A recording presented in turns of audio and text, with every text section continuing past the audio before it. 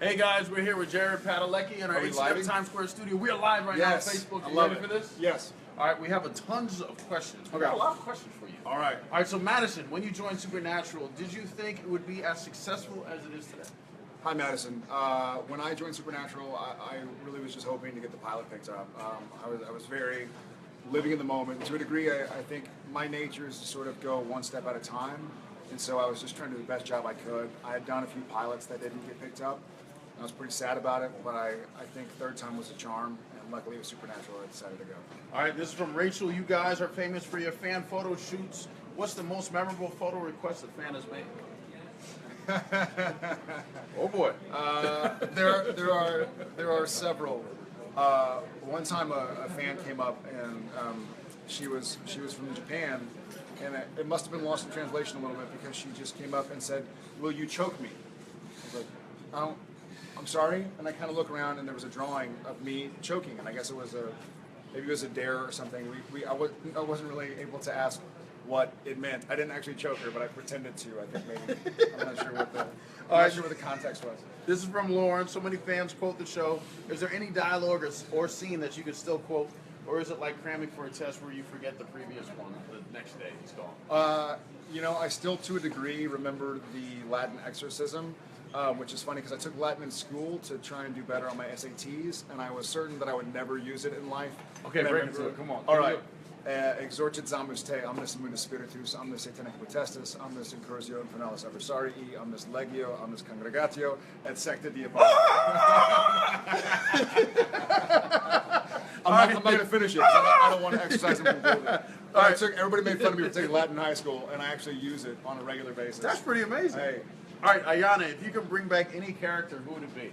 Ooh. I would bring back my lovely wife, who happens to be sitting with us, Ruby. If I could bring anybody back, I could have my one and only on set with me. So, easy answer. All right, Naomi, what is the best thing about working with Jensen? Oh God, I think Naomi, the best thing about working with Jensen is he makes me feel tall. Just kidding. Thank you. I think the best thing about working with Jensen is I trust him. I've known him for so long. And he and I are more than just kind of co-stars these days. Our wives are friends. Our kids go to the same school, and they're friends. And there's just a bit of comfort and there's an amount of trust I have with him that I'm able to just delve into a scene and not worry about what the other person's doing. I know he shows up. He's a consummate professional. Shows up ready to work, and we're able to kind of have fun with what we do. All right, this is from Flavia. What do you think is the biggest change in Sammy since season 1? Oh God. Flavia, I think Sammy's changed a lot. We've seen him, possessed by angels and possessed by demons. And I think I think in season 1, Sammy really wanted to go live a normal life. He's kind of thought like, my family's weird. My dad needs to go on Walking Dead and get off of Supernatural. But now these days, I think Sam realizes that his destiny is where he is, and he's learned to accept that it's not perfect, it's not ideal. He doesn't have a wife and kids and a law degree, but he realizes that he's helping a lot of people, so I think he's happy with where he is. Okay, this is from Dolly. What would happen if Dean from Gilmore Girls met Sam? If Dean from Gilmore Girls met Sam, I think Sam would probably beat his ass, beat him up. I probably shouldn't say the ASS word. I think Sammy's a lot tougher than Dean from Gilmore Girls. But I think Dean from Gilmore Girls was a nice enough guy, so he'd probably just shake his hand and be like, "I like your hair," and walk away. All right, Jamie. This is from Jamie. Yeah. If you ever had to face one of the monsters in the show in real life, which one would you go up against? All right. If I ever had to face one of the monsters in real life, there was a monster that if you dropped salt, I think it was a leprechaun. The episode was called "Clap Your Hands If You Believe," and he had magical powers, but I think it was a leprechaun of some sort, or some form of like the original form of the leprechaun. But if you dropped something on the ground, he had to stay there and count it until he was all done. And so you could just kind of like drop a bunch of stuff on the ground and run away. So that'd be the easiest one to escape. All right, this is from Team Sam W. All right. What is the experience like producing your own wine with Steven? Mel. Teen Sam W. That was I've always had a big passion for wine. I love it. And Steven, as you know, makes a lot of wine.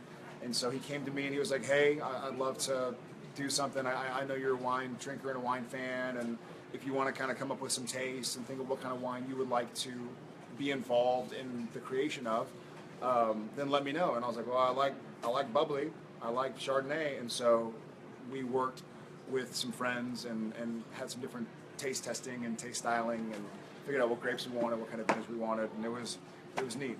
It was awesome. All right. Dream come true. This is from Emily. What would your younger self think about all the success with the Always Keep Fighting campaign? Love you, Jared. I love you back. Thank you for your question. I think my younger self would be really happy. I think I grew up in a small town, and I didn't grow up as Mr. Popular by any means. I was sort of shy and scared of being in the public eye, which is why I maybe found my comfort playing other characters or other variations of me, because I didn't really know who I was yet. So I think the younger self would probably be proud of who I am now, that I've been able to be honest with people and be honest about who I am and what goes on behind the scenes. All right, this is from Alexis. She wants to say, Alexis says, thanks for having a Q&A on her birthday. Happy birthday. That's why we're doing it, Alexis. My question is, what did you and Jensen dress up for Halloween this year, or were you too busy? All right, so I'm funny. So I've kind of become, as an adult, I loved Halloween as a kid. I've kind of become like a Halloween Grinch. Just because I wear a costume and makeup every day, so the last thing I want to do on my day off is like wear a costume and makeup. But my wife, ever since we had kids, has convinced me to kind of like, I'm always like, I'll stay at home with the candy and I'll hand it out. She's like, no, the boys want to walk around with you. I need your help. So this year I was a skeleton from Day of the Dead, as was my wife. We were the male-female skeleton versions. Oh, that's cool. Yeah, and then Jensen was a cowboy. All right, this is from Clara. Favorite song or music of the moment? That is easy. There's a band out called Kaleo, K-A-L-E-O, and they're going to be huge. I mean, they're already getting huge, but they're outrageously talented, good old hard rock, incredible guitar, incredible drums, incredible voice, incredible music, K-A-L-E-O. I listen to them every day. I listen to their album every single day. They're Elena, phenomenal. this is from I'm going to Elena. see them Friday in Austin. Yeah, Sorry. this is from Elena. What are your favorite TV shows to watch? Wow.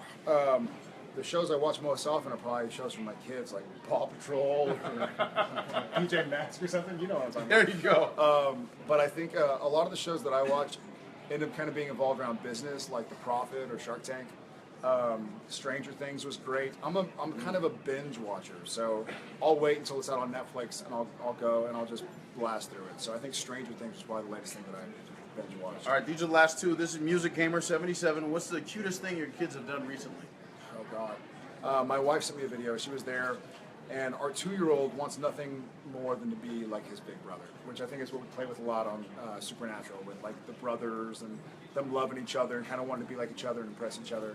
And so they were kind of like repeat after me, and I love you, Tom. I love you, Tom. I love you, Chef. And like giving each other hugs, and you know, she sends it to me, and I'm on set. It warmed my heart. So it's a cool thing, and he's got 2 kids as well, so we're talking about it.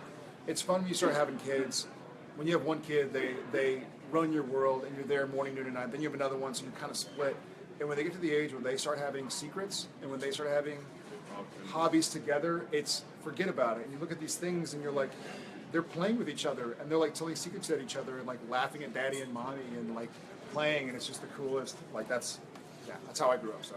All right, K113, your funniest moment filming season 12 so far. Funniest moments filming season 12. All right, the funniest moment that I feel like filming season 12 is actually, there have been a lot of kind of comical moments that I've laughed on set, whether it's pranking Misha or Mark Shepard or whatever the situation may be.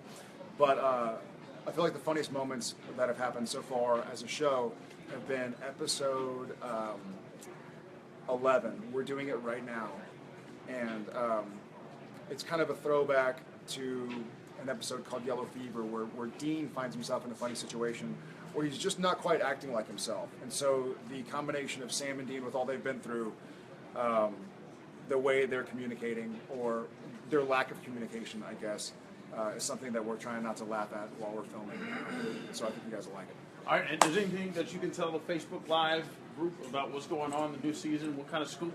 Yeah, we for those who haven't seen the first couple episodes, we're kind of going back to the smaller storylines, almost like season 1. You know, we had last year with God and the Darkness and Lucifer, and we've gone big. We've had the Apocalypse. We've done everything in 250 episodes. But now we're going back to almost what made me fall in love with the show in the first place. We're going back to family and loyalty and sacrifice and discipline and friendship. and a lot of the stuff that kind of attracted me to the show in the first place. It's scary, it's dark, and we're keeping it simple. We're going back to simple. We've gone so big, and you guys, because y'all have been there for us, we've had the ability to do that and trust that y'all, we're going to have our backs. So thank you, and now we're going back to simple. Guys, thank you for hanging us. We're at Facebook Live. Make sure you watch Supernatural Thursdays, 9 o'clock. And the Giants are the best team in the NFL. After the Cowboys. After the Giants are the best team in the NFL. Yes. Giants are the Yes. best. I'm seeing the Cowboys. Giants. There's no Cowboys fans. Love y'all guys. None. Ciao.